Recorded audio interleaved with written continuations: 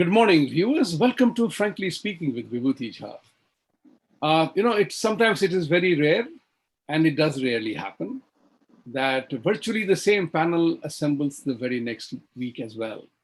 So I have great pleasure in welcoming back Raj Patel ji, Sanjeev Irkal ji, and Chaitanya Rendu ji. Today I'm mentioning his full name, Chaitanya Rendu ji. And thank you very much for joining today. I had to share your thoughts with the people on subject matters which have been truly remarkable this week.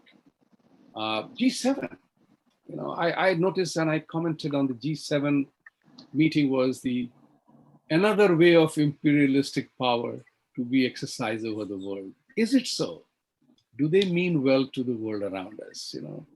The beef that I have with this, to use the slang, is that is world peace an authentic idea, or it is just peddled to serve a sectarian interest? Because I believe in one thing, that we must address, if you want to solve a problem, you need to address the root cause of it. So let's kind of attend to that. You prune the branches, you cut the trees, leaves, and everything else. But if the root stays, then all the evil sprouts out back again. So this is something which I wanted to touch upon with all of you. Is the world peace a genuine idea? In my opinion, it is. It can be. It can be.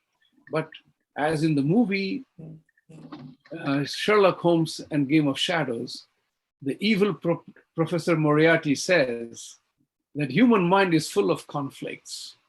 It is tuned to be in conflict. All that matters is whether you are supplying bullets or bandages, or both. So, that's the way the structure of the world is. Let's talk about that.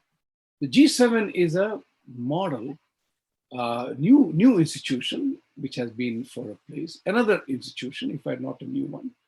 But there is a quad of India, Japan, Australia, and United States. So if United States is a member of G7, it's all a member of Quad, it has member of something else. How did these interests conflict and collude to produce a result? So I look at G7 as another imperial model to reach out to various parts of the world on an agenda through the modern East India companies called the multinational corporations. Your thought, Sanjeev, on this? I take the random shot with you. Okay.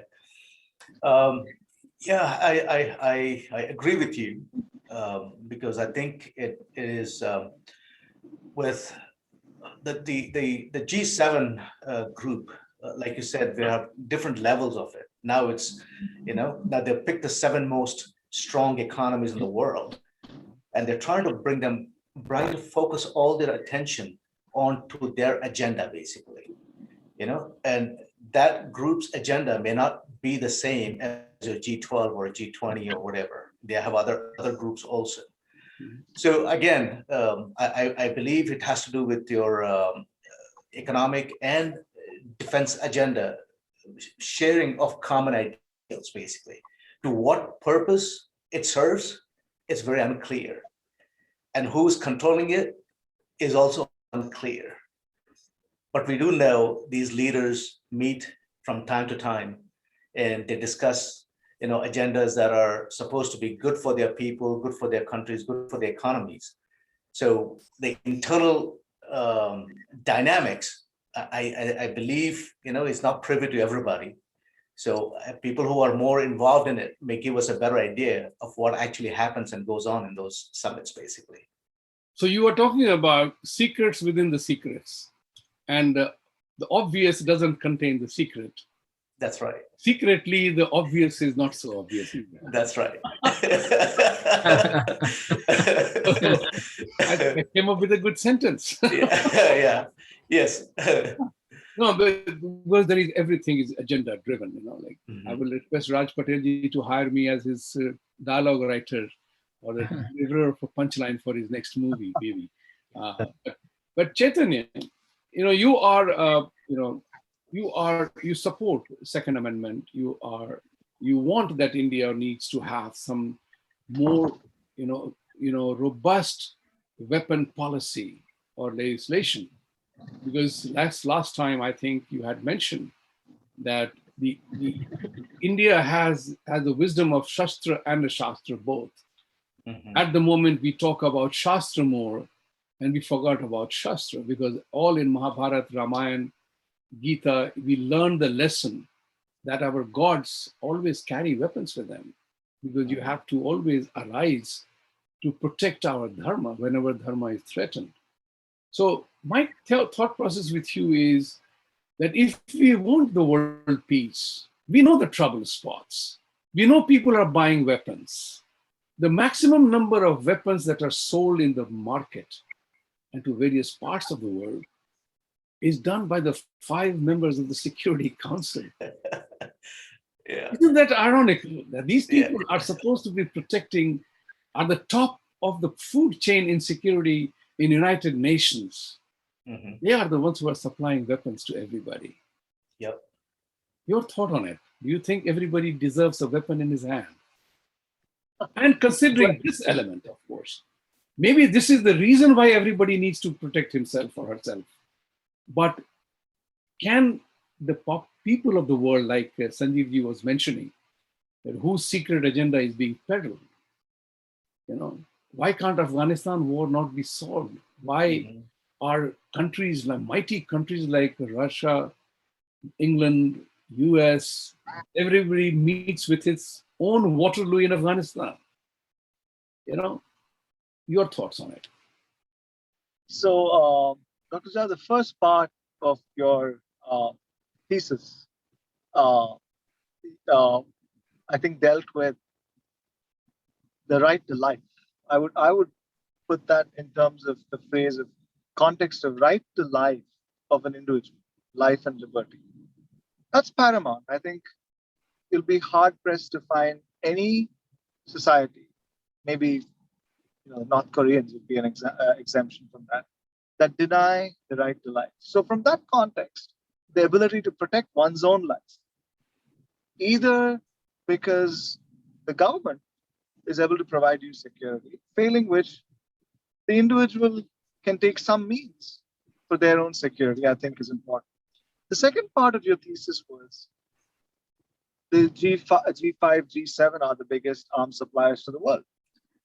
I think in that context, it's more of a demand, supply, and quality equation. The answer is they give you the best bang for the buck, literally.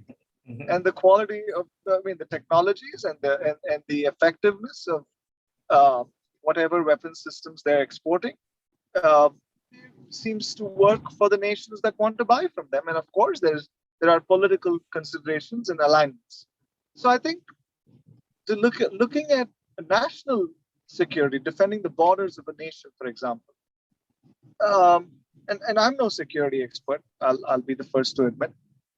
Maybe decouple that from security of the individual because the individual security is within the framework of that country, and national security, nations security is within the framework of how we as a comity of nations decide to live in peace. So you could have a very peaceful country like India uh, that chooses to not go to war.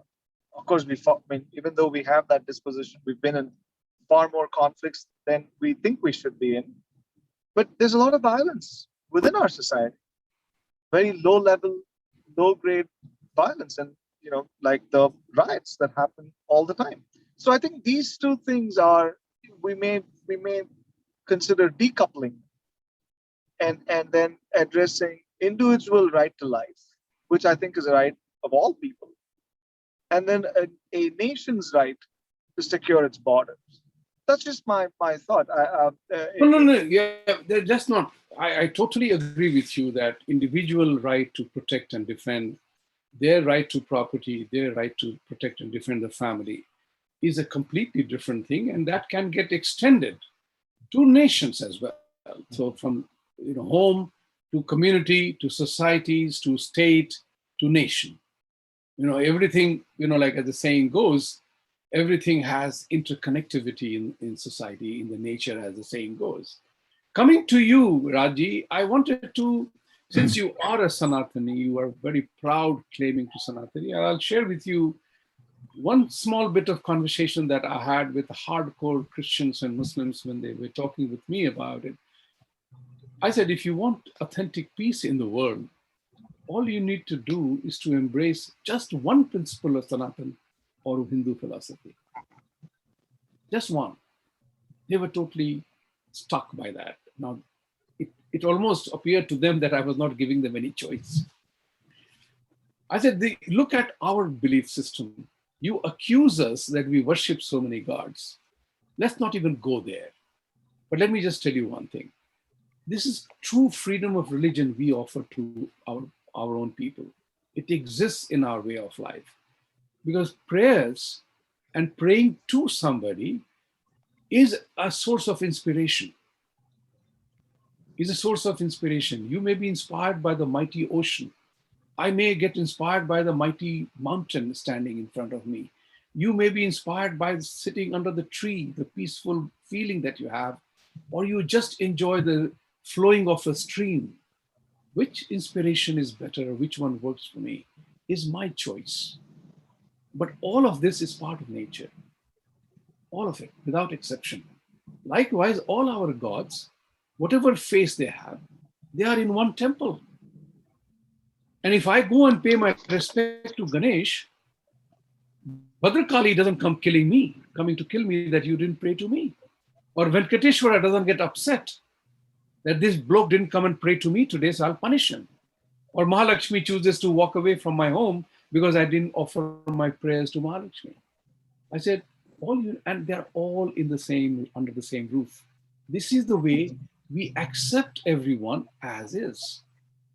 So if you guys wanted genuine peace on the planet Earth, all you have to do is to replace the word tolerance with acceptance and respect. And that's my theme that I speak with them. If you don't respect me as I am, then whatever I will do will not satisfy you. Right? Everything is cosmetic. Today I'm wearing this suit, tomorrow something else. You may like me in this, may not like me in the other. Doesn't change me. So how would you, if you were to approach this dilemma, and you are a filmmaker, you are a creative man, and you have made a movie on love jihad and things like that. So you are definitely carrying a message, a social message, a religious message. How would you narrate this story to folks that matter?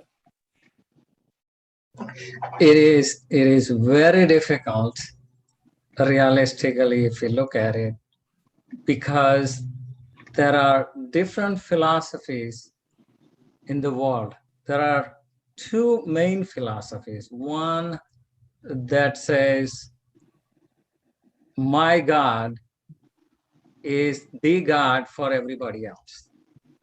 My God is for the whole world. And if everybody follows my God, there will be peace in the world, right?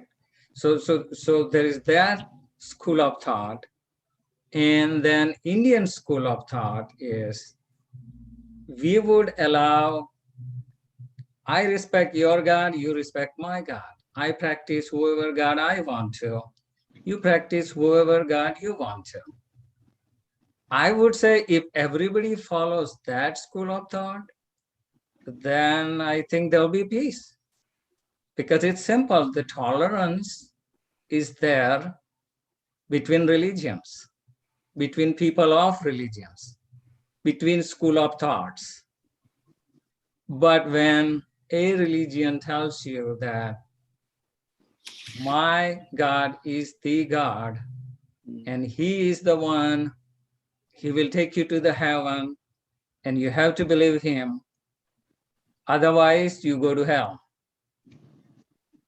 When these two school of thoughts exist in the society, the conflicts are bound to happen. It is extremely difficult that we can ever get a world peace when these school of thoughts continue. And if you look at it since past 2000 years, we are on this path. There has never been a peace. So It is extremely difficult, but the best method I would say is I respect your religion, what you practice. You practice my religion, what I practice. I mean, you tolerate or you allow whatever I practice, and you tolerate that. We are all good. We don't have conflict. You remove the conflict, and we are all peaceful. I I always think that, I use the James Bond language: live and let live. yeah, No, I'm not. I don't even demand. I don't even say that you let me be. I said, no. This is my right to be.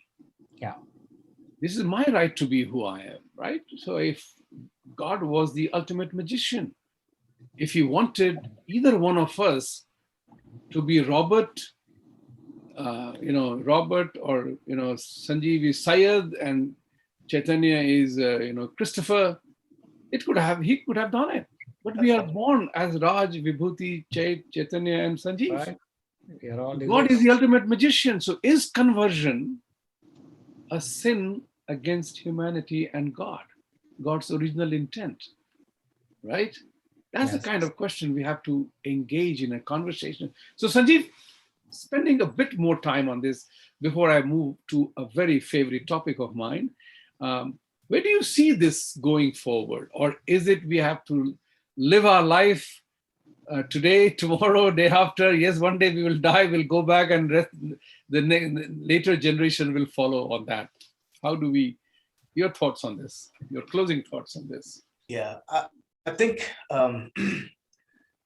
like Raji just said, very eloquently, it's a battle of philosophies, it's a battle of ideologies, basically.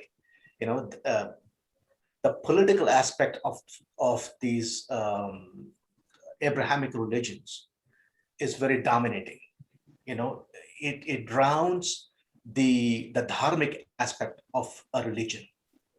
And That's a good point. so so so what we have to do as non-Abrahamic people is to elevate our message as well, to counter these fake narratives that are being set and reset, because ultimately, I think the best message wins. That's one of the reasons why Hinduism has been around for 5,000 plus years, because it is not like an exclusive club.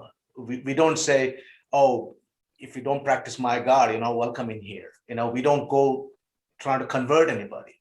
So when you don't pressure anybody to follow a particular path, when somebody freely chooses to follow a principle or a faith, you don't need any external pressure on that particular person to maintain that course, basically. Whereas the Abrahamic religions have to put a lot of pressure on their people. They have to do namaz 5 times a day. They have to go to the mosques. They have to listen to the mullah. They have to give 10% of their earnings to the church or the mosque. So there's a lot of stuff. And I do know a lot of my Christian friends in the United States have slowly stopped going to church. The attendance in the churches has gone down, you know, and that trend, I believe, will start happening in Islam as well.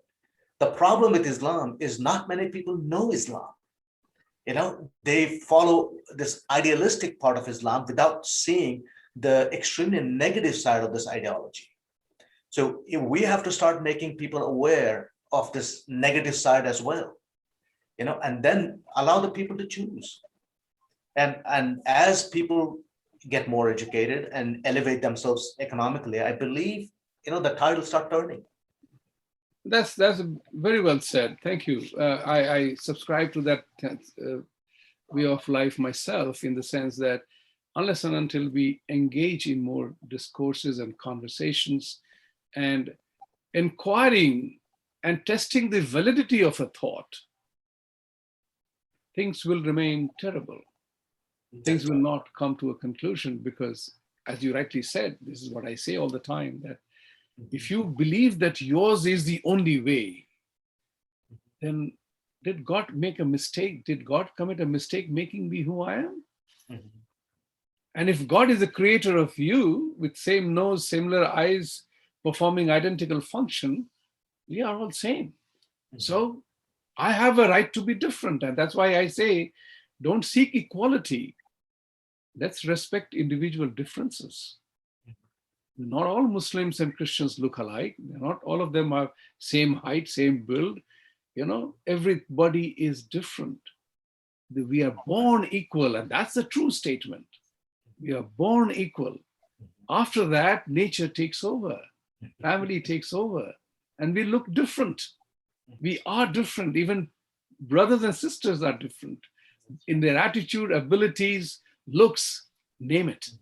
So if you do not respect individual differences, equality means nothing. It's like I tell people that if you don't know how to say no, your yes has no meaning. So equality has no meaning if you don't respect individual differences. Chaitanya, I'm coming to you. I'm changing the topic now, and I'm here because I love soccer. I played football at a competitive level. I used to be the striker guy. And I remember that people used to say in school, Vibhuti does nothing except score goals. So, the striker's life is very nice. He has to be in a place, tap the ball in, don't go for acrobatic shot, but that's your job. That's your role. So I love football as a game. I have played at center back position and other places as we did. But I love soccer. And it's one of my dreams is that someday I see Indians playing in tough European leagues like EPL, Spanish League, Bundesliga, League One, and whatever, because I follow the soccer part of it very closely. And I see the competitive part of the game. It's wonderful. I'm a sports follower. I love sports because that has been my real teacher, because as a sportsman alone is the beauty of life. As a sportsman, you are a perpetual learner. You are very coachable. You have to be coachable. You will get dusted on the ground. You get up and fight again, You don't sit and cry, and your best of shots can be beaten back by your opponent, right? And the best of players miss the penalty. So the thing is, I love soccer, and it's my dream that Indians begin to play there. So share with your impression of how sports can become a big thing in India. It's not a big thing in India. It's not in our culture. We were warrior nations. We have had archers. We have had many high quality performers. But somewhere along the line, we lost the sports culture, sports mind, which is what I see in Europe and America. They have developed the institution of sports right from grounds up.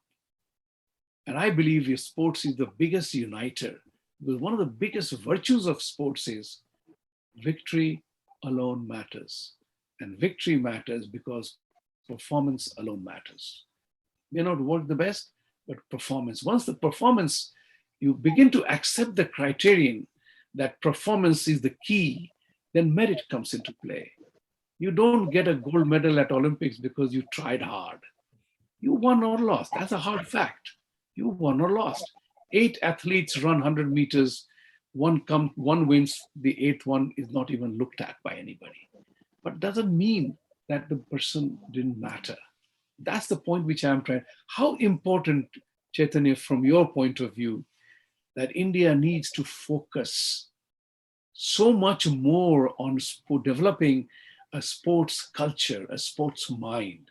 Cricket aside, like everybody knows, like I'm talking about, India was the Asian Games champion. 1964 Tokyo Asian Games. Chuni Goswami, General Singh, Tyagaraja, they won. It made India the champion team of the world. But now we lose to Bangladesh. We lose to minion nations who didn't even exist. What happened? Where did we lose our sporting ability? So, well, I think, ability is God given to all people, and we are no exception. There might be potentially some genetic factors that might limit us from maybe at the moment in certain sports, but that's, I would think it's the infrastructure, the school system not rewarding sports enough, maybe our vast population and availability of resources. wherever resources have been made available, as we've seen in cricket, uh, we're at the top as a country. Um, and I think it's not being um, that intimately aware of how sports infrastructure is being developed in India over the last 20 years. I would think a concerted effort to improve sports at the school level might be the way to go. And I don't know. I do not know if adequate investments are being made in sports and nutrition, although our government does seem to say they do have midday meal schemes. In Tamil Nadu, I can tell you, MG Ramachandran introduced something called the midday meal scheme. It changed the nutrition profile of the next generations of people in Tamil Nadu. And in Tamil Nadu now, they have the Amma canteen. So Jayalalitha continued that legacy where you can get a nutritious meal for, I believe, 2 to 3 rupees, clean, nutritious meal. And very proud to say, I'm from Chennai, um, that recently after the election, somebody from DMK went and vandalized an Amma canteen. And the DMK leader, Stalin, actually apologized, got those people to fix up the damage and clean it up, and said, we're not going to have any of this. So I think when if our political parties can unite around issues like nutrition, issues like sports infrastructure, and these are easy, I think, easy wins for to find common ground. Over time, I believe we will start to see the results come forth. Of course, it's a generational change, right? So I'm very optimistic about India doing better over time as our nutrition standards improve, uh, improving in sports. But not knowing what kind of investments are going at this moment into sports infrastructure and nutrition infrastructure all over India, I don't know if we're going in that direction or not. Uh, In terms of pure administrative and the resource part of it, I'm a believer in one concept. Resources are always available. Are we tapping into it or not? Are we using it or not? You know, all four of us are resource to ourselves. How we developed our talent and skills is entirely up to us and the environment we live in. You are doing whatever you are doing. Sanjeev is a small business owner. Raj Patel is a movie maker. And I am doing what I'm doing as a banking and finance. We all have different talents. What I learned from sports is Michael Jordan is a great example, and I use that very frequently. Michael Jordan took 8 years to win the first NBA title, and then he won three of them, one after another. Then he retired. What did he do? He wanted to go back to his childhood ambition and dream to play baseball. Baseball. Yeah. The poor chap didn't even make it to the minor leagues. Then what did he do? Came back with a vengeance, won three more NBA championships, established himself. So here is an example of performance. Sports teaches you, you talk about God-given talent. Each one of us has a talent of our own. And sports teaches you that part, that you build your talent around whatever God-given talent you have. Build the skill sets around it, and then drive it with your value system. I tell this to all the young people. So imagine Federer playing hockey. Imagine Tendulkar and Virat Kohli trying to play baseball. Imagine Michael Jordan, we know what happened to him in baseball. So if we think about it from this point of view, we would have had absolutely failed sportsmen, but they developed their talent, worked around their skill sets. That's what is important. That's what I feel, that whether government or let it go to somebody to make sports as an industry that benefits everybody. So for example, here in the US, the college students were not supposed to get any money paid for endorsement, but things evolved because the sportsman career is very dangerous. He can get injured and he'll be out of it. Right. So they began to they went through the legal hoops and made sure that they get some rewards for advertisements and sponsorship. If the school is earning so much money, then hey, let the students get some part of it. So I'm saying that as a cultural element that needs to be built in India, which will bring about a national unity in a big way. So imagine Chaitanya Rendu playing for Bihar, my home state team. Oh God, he will become a better Bihari than I am, because he will be playing from the Bihar team. If Patel is playing in Tamil Nadu, if Irkal is playing in Kashmir, you will have a national unity of a kind that we do not have even imagined. Let's move to the next topic, Raji. You know, this is also a time when there was a really tragic event of Sushant Singh Rajput being killed in Mumbai. A friend of mine, he lives in San Diego, California, Silicon Valley, all these people, they were so enraged by his murder. They saw the pictures of how this young boy was tortured, brutalized, and absolutely, devastating. All because he was a great actor, or jealousy, or whatever went into play, or some kind of a, but the law has been completely suppressed. Actually, one of Sushant Singh's dream was to enter the Guinness Book of World Records. So there is a friend of mine, Varun is his name.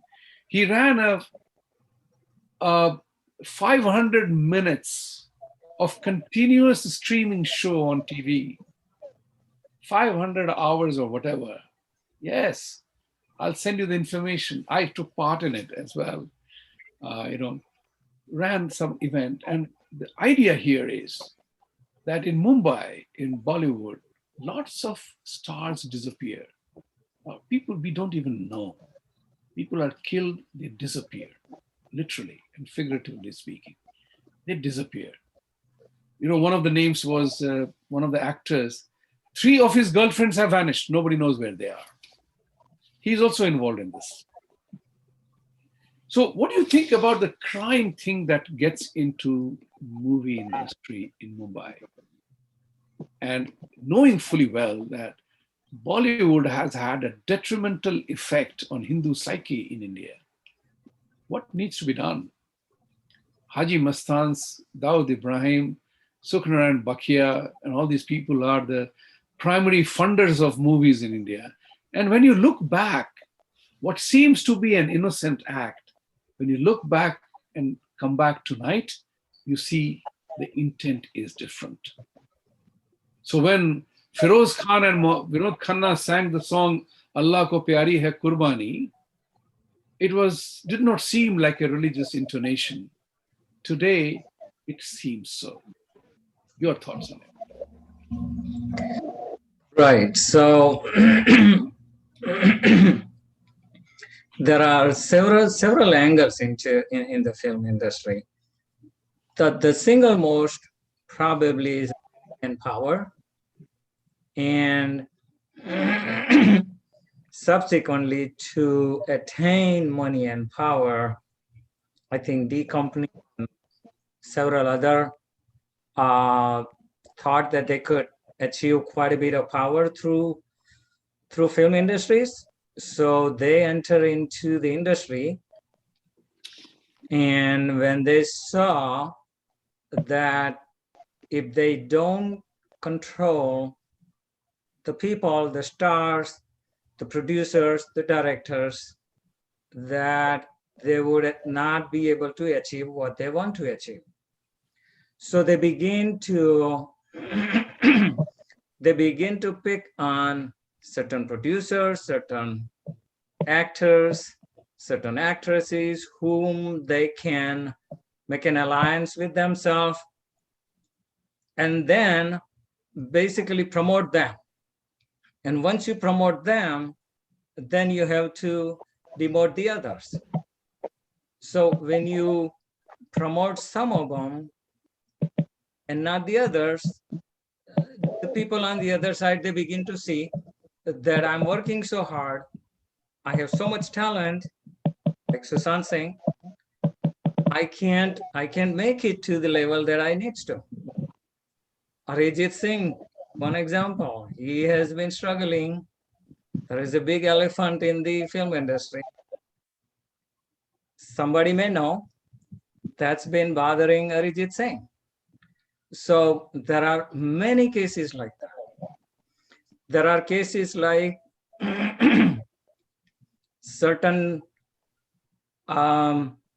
certain actors or producers movie will be forced into the theater. Certain actors movies will not be allowed in the theaters. So there is that kind of thing going on. So overall, it's money. I'm sorry. It's money, it's power, it's controlling. The company thought that they could get away with it. That's what we have. We have basically everything, the worst that you can imagine in the film industry. And subsequently, what we see is the film of certain types only. We don't see the film of certain other types that everybody wants to see. So there is a huge gap, and what we are trying to do is fill up that gap. Somewhat see if we can transform the industry into more neutral, more Has the industry, unbiased. has the industry, like in every industry, you need some investment. Mhm. So one of the things that happens is that as a banker, I'm saying this, it's a very funny story, actually. One of my Naxalite friends, he was a complete hardcore communist Naxalite guy. And one day he walked in my American Express office in his khadi pajama kurta and a bag on his hand. And my boss asked me, who is this guy? And, what is he doing with you here? So I said, he's a college friend and he's just here. I took him out, we had beer, and he asked me, Kalyan, what were you doing here? So he said, I need 25 lakhs of rupees. I'm making a movie. So I said, we are bankers. We don't give money for movie making. There are only two categories of people who give money for movie making. One is those who have adequate tax write-off to take. And the second one is those people who have enough money which is just sitting idle in the bag somewhere. So they can give you the movie. These are the movie monies that, and you very rightly said, Chaitanya, is your car making noise? Because I hear a lot of background noise coming. Is it you, Sanjeev? No, it's not me. There's a lot of. Even now, Now it stopped. was it there 3 minutes ago? Yeah, it was constantly something was. Yeah, this is what is it. There's no noise in my car. No noise in your car. No.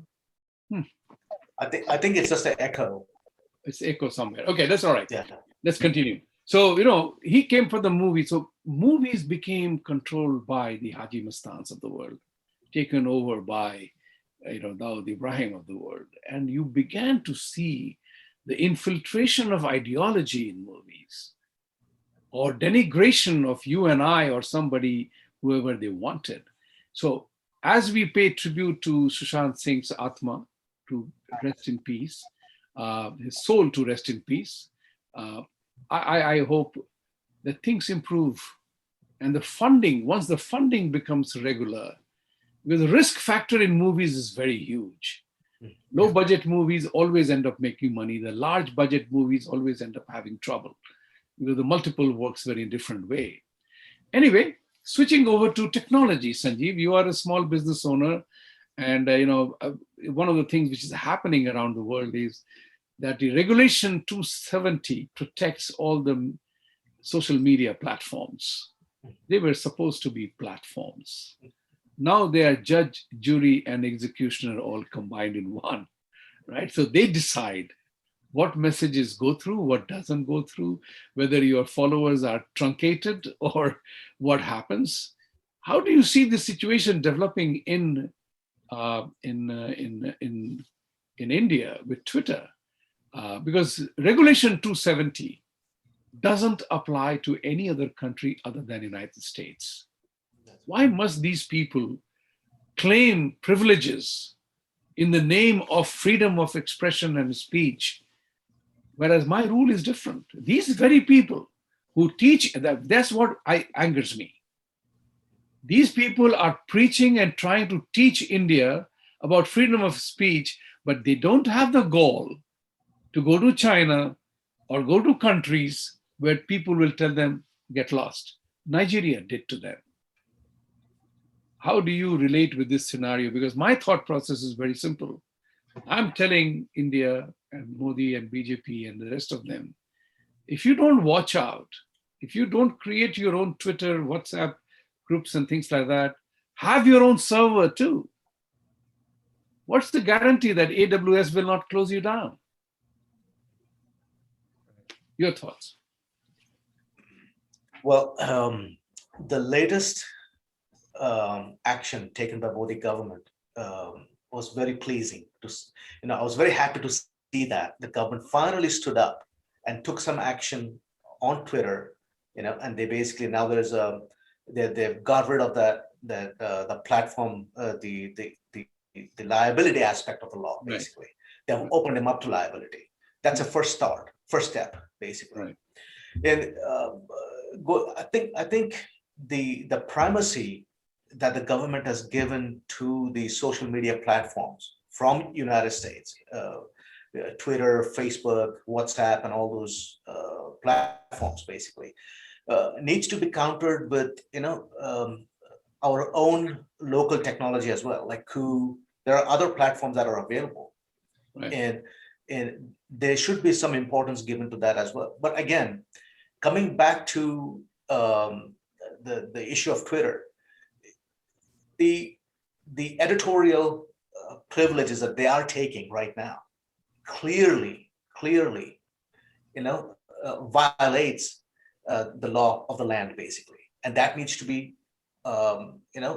enforced by the Modi government. And I believe they have just started doing that. And I hope they don't take a back step after a pushback from Twitter and Facebook. Yeah. So I think like anything else, it's basically enforcement. The Indian government needs to enforce the laws on the books, so we hold them to our laws and not the laws that are in the United States. Sometimes words matter. Ravi Shankar Prasad, who is the gentleman minister dealing with this situation, he made a statement which if I was his advisor, I would have suggested to him to make it in a different way. Mm-hmm. He said that I don't want them to go, but I want them to follow the law. Mm-hmm. I would have said the same thing. Either you follow the law or leave. Yep. The ultimatum responsibility is on the company.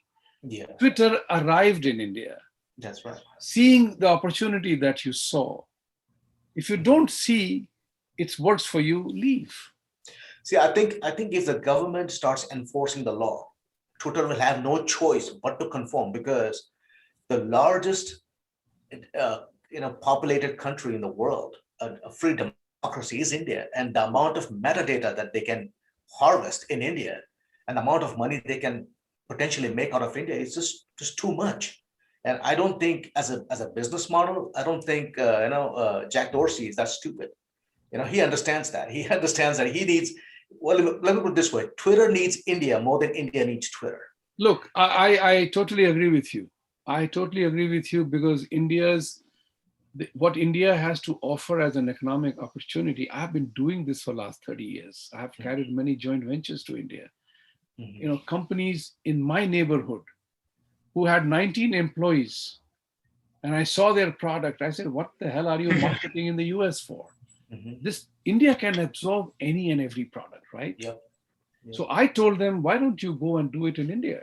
Mm-hmm. He listened to me. We went together to India. I found him a partner. Mm-hmm. Today, he has 150 people working in India. Mm-hmm. He has just a nodal office here, which Mm-hmm. controls the communication part of it. That's right. And his business and profitability has grown multiple times. Mm-hmm. So when I say that India has the economic opportunity, is India using that might to negotiate a better deal for itself? So you said it very correctly. Twitter needs India. It's 1.3 billion people. See, I think part of what you just said, Dr. Jha, I think you pretty much hit the nail on the head. The issue is clarity, political clarity in India. I mean, maybe they do know that what they need to do, but for some reason they keep dragging their feet on it. Maybe it's the PR of Twitter and Facebook, having their tentacles into the political parties. Right. Maybe that could be it, But again, as a first step, if I may suggest a very simple solution, the first step would be for our Prime Minister, Shri Modi ji, and his BJP colleagues to open up an account in Coup and start giving importance to your local domestic platform, basically. That will send a very strong message to Twitter, basically. Because now, all of a sudden, all the people following Modi will have to go to Coup. So now you're killing two birds with one stone. You're supporting your local technology, and at the same time, you're forcing Twitter to conform to our laws, basically. It's a subtle way of sending a message saying, if you don't conform, there's a door. Yes, I mean, I know a little bit about Coup. I'm a Coup subscriber. I have my identity there. I tomorrow onwards, and I make that public declaration today. Mhm. From tomorrow onwards, I'm going to start posting one message every day. Absolutely. So Chaitanya, I see you have a beautiful dog with you, and he or she loves you a lot more than you think you do. So I will give you the time to hug him or her, as your choice may be. But I'm coming to you because you are a startup and business coach. You do modeling work. You do simulation elements in this. How do you look at India taking advantage of its economic opportunity might that we offer to the various companies of the world around? What must be done? Apart from the models, what must be done at a strategic level that India can take advantage of this? Instead of Oh, East India Company occupying us, let's kind of occupy the East India Company. Dr. Jha, thank you for asking this question because it's a question that's very dear to my heart. I worked at a business incubator here for a good 10, 12 years, technology transfer, so on and so forth. So I have some very concrete thoughts on this particular aspect. In fact, I visited India in 2018 and 19 to build some software to help with this process. And the Modi government, I must say, has taken tremendous strides. Massively impressed with Modi government's emphasis on Make in India. Although there's a lot of questions about what they're actually making, he also has a Startup India movement. And what Modi ji has done, I mean, there are areas, of course, of disagreement and everything, but in this area, he has come out publicly and literally been the number one cheerleader of our young people in schools and colleges, and conducted nationwide rallies, virtual rallies, where college students would come together, and Modi would ask them, talk to me about your startup. Tell me what you're doing. The Indian government is pumping money into its incubation systems. Uh, they don't have investor networks that are fully developed, but the value investors and many investment networks here are in India right now. Indian entrepreneurs who've done very well are investing tons of into hundreds, literally hundreds of companies. So I think on this front, you will see in the next 5 to 10 years massive transformation. The infrastructure is, I'm very happy to say, is being put in. Can more be done? Absolutely. Do we need to reach our rural populations? And absolutely. Do we need to reduce the cost of startup coaching, create more virtual systems that are more interconnected with groups in the US and Europe? Absolutely. So there's lots of work to be done. But I believe what I've seen is the government has appreciated the value of startups. They do give grants, and they're taking the right steps. Now, of course, resources are constrained, so it's not like the US. You're talking about an economy that's significantly smaller. So I think the direction is there in terms of startup. Now, as far as Twitter and Facebook and these apps are concerned, to me, it's really a law enforcement issue. It should be an apolitical law enforcement. You've got some laws on the books, and if you have to tweak the laws, you tweak the laws. But it should be a non-political issue. If they've not violated the laws, then Twitter is fine. If they have violated the laws, then so I think we need more of judicial reform and law enforcement reform, because this should not be a government issue every time, in my opinion. Uh, You are because we can't absolutely legislate. right. And I totally agree with you that government need not be in everything and dealing with everything all the time. But we are looking at a global shift. Even in the US, for example, in Europe, the two largest continents in terms of the size of economy and political systems, the government is expected to solve problems. People, ordinary people, look up to government to solve problems. Now, whether we like it or not, the government has become the my baap, to use that phrase, in the Indian context. People look up to government. Sarkar. You know, Little do they know that there was a Sarkar in Mumbai also that was known as mafia. So the point of the matter remains is that government is looked up to, because they are the only entity which overrides the selfishness of the individual capitalist. Although I have shared with my Indian counterparts and friends that, look, you can't treat private sector as your enemy, as the government's enemy. Right. You can't. You can't. Look at United States itself. The ultra secret defense industry is in private sector. Of course. Right. Yeah. They trust their people. Why can't you trust your people? Why must you blame your people for being untrustworthy when the bureaucrat is more untrustworthy than the private sector? All that private sector wants is to work, make money, pay taxes, provided you don't fleece me of my taxes, right? So the question here is that I'm hopeful. I have been transmitting the message to Mr. Modi through my programs and through otherwise, is that your next 5-year goal till 2024 is only one. Politically, you have achieved a lot. The second one is changing the narrative of many things. And I want him to free the temples all over the country. But one thing which I want him to do at the root of it has to be, in my opinion, to make sure that the famous phrase of Nandan Nilekani, demographic dividend of India, of the youth, does not become a demographic burden. Realize the demographic dividend of the youth of India to its fullest extent, because this particular group itself will become a huge burden if not reaped properly, right? So with this, we will end this conversation, but in a quick way, in the time that we have, a few minutes left, from Raj Patel ji, from your point of view, if Raj Patel was asked by Joe Biden, the president, what is the one thing that I must do for India and Indians to win their trust and vote for all my life? What would be your recommendation to him? Right.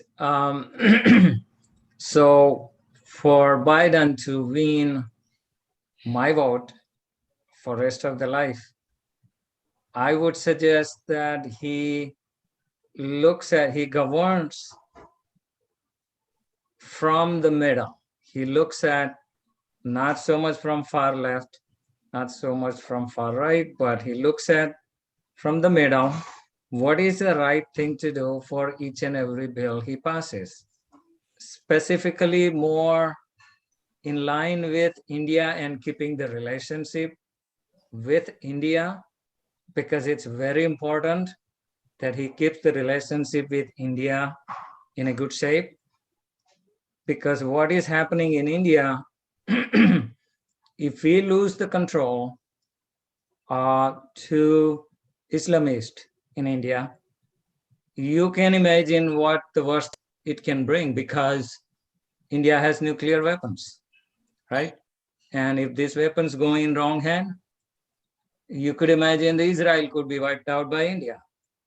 So US cannot ignore India, what's happening in India.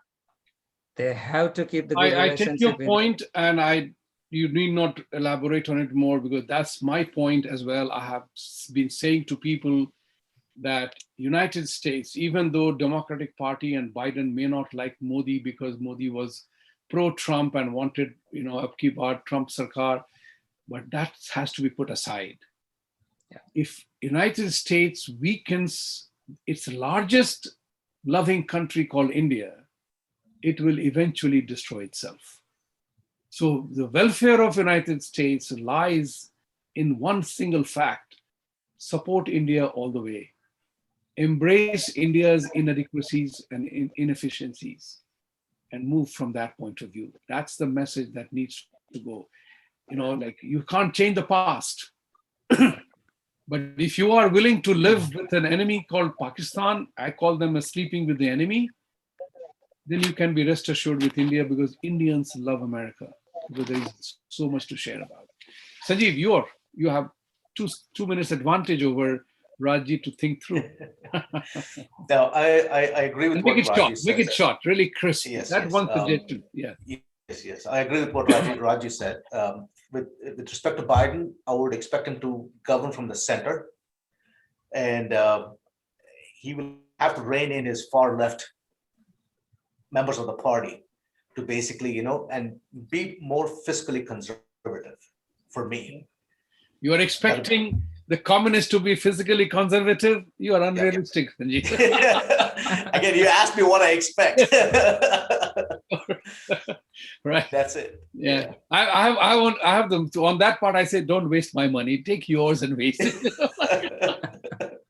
Chaitanya, the man from Tamil Nadu. Go ahead. So I'm very optimistic about Biden, to tell you the truth. And the reason being, I think there's all the politics, the primaries, but once somebody becomes the president, there's a path that they follow in the national interest. I think if there's one suggestion that I could make, is please govern from traditional American values, because American values are shared values in my mind. And if Biden governs with American values as the guiding principle, then that will take care of India. That will take care of other issues. And of course, he was voted to power. So there's a demographic that wants to see some changes. And that's part of democracy. So personally, I embrace that. Perfectly change. fine. I see him as a very upstanding, potentially he could be a very upstanding president, but just govern from American values. And that will take care of everything else, and let the Constitution be. Thank you, all of you, for contributing your thoughts today. I really enjoyed the conversation. I hope you did. I hope you listeners did, because we brought about a lot of subject matter to discuss here, and we will do more of it. We'll dive into, sometime we may have a discussion on one single point. But this was a remarkable week. I would put it this way: for Mr. Biden to be successful, there's one thing is true. Age is against him. Like as the saying goes, after 200,000 miles, even Bentley will have a check engine sign come up. So he has his warning on account of his, presidency tires you much quicker. Look at President Obama, Bill Clinton. They got exhausted. The presidential staff leaves in 3 months, 2 years, 3 years. Nobody lasts full 8 years term or full 4 years term, very rarely. But president operates under extreme pressure, because every time he opens his mouth, words matter. You don't have the liberty to be casual. That itself becomes a story. So I would hope, sincerely hope, that Biden uses his 50 years of work experience, of knowing who your friend is and who is not your friend, who your fair weather friends are and who you can use and dispense with. But one thing which is very clear: America will win India's friendship if it definitely redefines its relationship with Pakistan. If you do not define your relationship with Pakistan, then don't tell India who it can be friends with. Period. I'll use Biden's word, period. That's important. This is a critical conversation. Viewers and listeners, thank you very much for being here today. Thank you all to all of you, Rajji, Sanjeev ji, and Chaitanya ji, all of you, to be giving your thoughts. I enjoyed the conversation, even if you didn't. So that's my sense of humor. So, we all have a choice. You have a choice to be back, come back again and talk again. And viewers, all of you have a great weekend, lovely week ahead, and talk to you again next week.